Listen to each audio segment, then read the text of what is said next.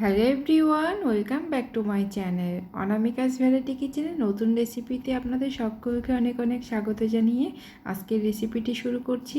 আশা করি আমার সকল বন্ধুরা ভালো আছেন এবং সুস্থ আছেন।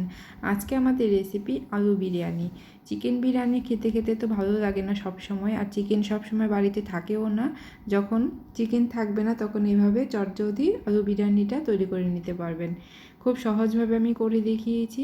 আমি বাসমতি রাইস আগের থেকে ভালো করে ধুয়ে 30 মিনিট জলে ভিজিয়ে রেখে দিয়েছিলাম। এবার আমরা আগে ভাতটা তৈরি করে নেব। তার জন্য এখানে আমি পরিমাণ মতো জল, তার মধ্যে গোটা গরম মশলা, তেজপাতা আর একটু সাদা তেল আর পরিমাণ মতো লবণটা আমি এখানে একবারে এখনই দিয়ে দিচ্ছি, পরে আমরা আর লবণটা ব্যবহার করব না। এবার আমি এই জলটাকে খুব ভালো করে ফুটিয়ে নেব।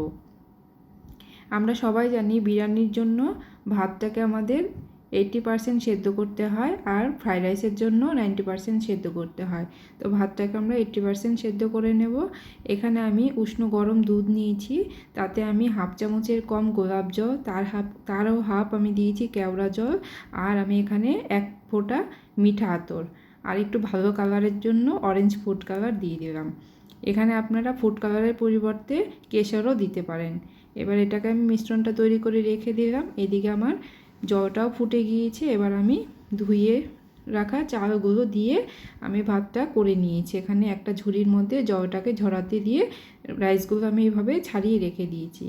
আর এদিকে আমি আলুগুলোকে আগে থেকে একটু সেদ্ধ করে নিয়েছি, এতে করে খুব সফট হবে এবং এর ভেতরে মশলাটাও খুব সুন্দর ঢুকে যাবে। তার জন্য আমি একটা কাঁটা চামচ দিয়ে আলুগুলোর গায়ে একটু ছিদ্র করে দিচ্ছি, যাতে ভেতরেও মশলাটা ঢুকতে পারে। এবার আমি তেলটা গরম করে নিয়ে তার মধ্যে সামান্য হলুদ এবং লবণ দিয়ে আলুগুলোকে ভেজে নেব।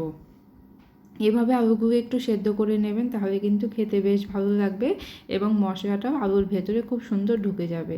দেখুন আলুগুলোকে আমি এরকম করে ভেজে নিয়েছি, এবার তুলে নেব।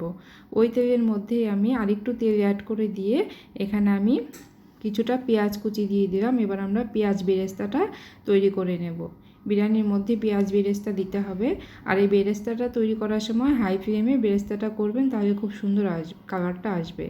দেখুন এরকম কালার এসেছে, আমি এবার তুলে নিচ্ছি। এর থেকে বেশি আর আমি কালারটা ড্রাই করব না, তাহলে কালারটা কিন্তু ভালো লাগবে না দেখতে, বেশি কালো হয়ে যাবে।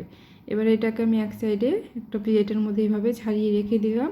এবার আমি ওই কড়াইতে ওই তেলের মধ্যেই দিয়ে দিলাম গোটা জিরে ফোড়ন। তারপর আমি দিয়ে দিলাম কিছুটা পেঁয়াজ কুচিটা দিয়ে আমি হালকা করে একটু ভেজে নিয়েছি। এবার এর মধ্যে আমি দিয়ে দিলাম টমেটো কুচি, আর দিয়ে দেব আদা ও রসুন পেস্ট,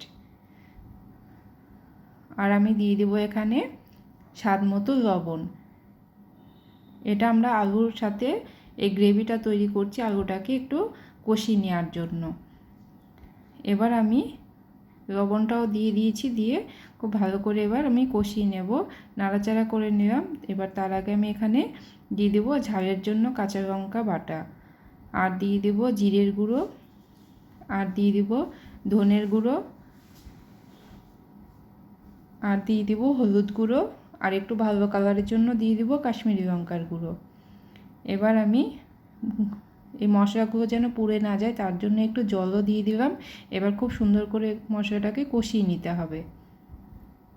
গ্যাসের ফ্লেমটা মিডিয়ামে রেখে মশলাটাকে খুব সুন্দর করে 4-5 মিনিট আমি কষিয়ে নেব। দেখুন 4-5 মিনিট কষিয়ে নিয়েছি। এবার আমি সামান্য কয়েকদানা চিনিও দিয়ে দিলাম, তবে চিনিটা একদমই অপশনাল, পছন্দ না করলে নাও দিতে পারেন। এবার আমি এখানে কিছুক্ষণ কষিয়ে নেওয়ার পরে ভেজে রাখা আলুগুলো দিয়ে দেব। এবার আলুটাও দিয়ে মশলার সাথে আমি আরও কিছুক্ষণ কষিয়ে নেব। যেহেতু আলুর গায়ে আমরা কাঁটা চামচ দিয়ে আগেই ছিদ্র করে দিয়েছিলাম, তার জন্য কিন্তু মশলাটা খুব সুন্দর আলুর মধ্যে ঢুকে যাবে। আর আলুটা আগের থেকে সেদ্ধ করা ছিল, তাই টাইমটাও খুব একটা বেশি লাগবে না। এবার মশলার সাথে আলুটাকে 3-4 মিনিট আমি কষিয়ে নিয়েছি। এবার আমি একটু গ্রেভির জন্য এখানে জল দিয়ে দেব। জলটা খুব বেশি দেওয়ার প্রয়োজন নেই, কারণ আলুটা সেদ্ধই আছে, আলু আর সেদ্ধ হওয়ার কোনো ব্যাপার নেই। এবার আমি পরিমাণ মতো জলটা দিয়ে ঢাকা দিয়ে 5 মিনিট এটাকে হতে দেব। দেখুন 5 মিনিট পরে দেখাচ্ছি আমি আপনাদের, জলটা অনেকটাই টেনে গিয়েছে। দেখুন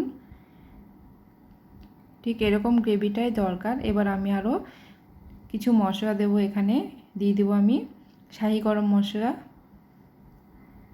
আর দিয়ে দেবো এখানে হাতের কাছে যদি চিকেন মশলা থাকে, দেখুন চিকেন কারি মশলাটাও আমি দিয়ে দিচ্ছি একটু। এটা দিয়ে ফ্লেভারটা খুব ভালো আসবে, টেস্টটা খুবই ভালো হয়। এইগুলো দোকানে আপনারা যে কোনো মুদি দোকানেই পেয়ে যাবেন চিকেন কারি মশলা। তারপরে আমি দিয়ে দিলাম এখানে বিরিয়ানি মশলা। এবার আমি সব কিছু একসাথে খুব ভালো করে মিশিয়ে দেব। চাইলে এখানে আপনারা গোলমরিচ গুঁড়োও দিতে পারেন, যদি ঝাল খেতে পছন্দ করেন গোলমরিচ গুঁড়োটাও দিয়ে দিতে পারেন। এবার এটাকে মিশিয়ে নিব। এটা কিন্তু একদম রেডি হয়ে গেছে। এবার আমি এটাকে এক সাইডে রেখে দেব। এবার আমরা বিরিয়ানিটা দমে বসাবো। তার জন্য আমি কড়াইয়ের মধ্যে যে গ্রেভিটা এখন রেডি করলাম সেখান থেকে কিছুটা গ্রেভি আমি ফার্স্টে কড়াইয়ের নিচের দিকে দিয়ে দেব, যাতে করে নিচের দিকে রাইসটা লেগে না যায়। তার জন্য ফার্স্টে গ্রেভিটা দিয়ে দিলাম, তারপরে আমি কিছুটা রাইস এখানে দিয়ে দিচ্ছি। খুব ভালো করে এরকম পাত্রটার গায়ে ছাড়িয়ে দিতে হবে। আমি একটা কড়াইয়ের মধ্যেই দমে বসাচ্ছি, আপনারা যে কোনো ছাড়ানো পাত্রের মধ্যে এটা করতে পারেন। তারপর আমরা যে দুধ এবং গোলাপ জলের সমস্ত মিশ্রণটা আমরা করে রেখেছিলাম সেখান থেকে কিছুটা মিশ্রণ দিয়ে দিলাম। তারপরে আমি দিয়ে দিলাম পেঁয়াজ বেরেস্তা। এরপর আমি আলু দিয়ে দিব। আলু দেওয়ার আগে আপনারা বিরিয়ানি মশলাটাও দিয়ে নিতে পারেন, বা আলু দেওয়ার পরেও বিরিয়ানি মশলাটা দিতে পারেন। আর এই প্রত্যেকটা লেয়ারের মধ্যে আপনারা চাইলে ঘিও দিতে পারেন, তবে আমি কম ঘিতে করেছি তাই আমি একবারই লাস্টের দিকে ঘিটা দেবো, তাহলে ফ্লেভারটা খুব ভালো আসবে। এবার একটু করে গ্রেভিও দিয়ে দিলাম। এবার আমি এখানে বিরিয়ানি মশলাটাও দিয়ে দিচ্ছি। এখানে আপনারা গোলমরিচ গুঁড়োও দিতে পারেন যদি ঝাল খেতে পছন্দ করেন। এবার আমি ওপর থেকে আবার রাইস দিয়ে দিচ্ছি।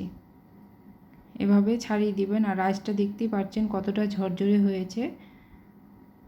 খুব বেশি কিন্তু রাইসটা 80% মতোই সেদ্ধ করতে হবে, এটা দমে বসালে বাদ বাকিটা সেদ্ধ হয়ে যায়।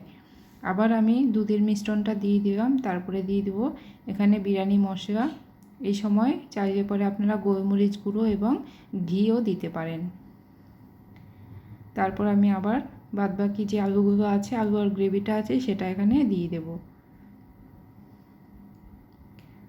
এটা আপনারা একটা লেয়ারেও করতে পারেন, আমি দুটো লেয়ার দিলাম, রাইসটা যেহেতু পরিমাণটা বেশি আছে।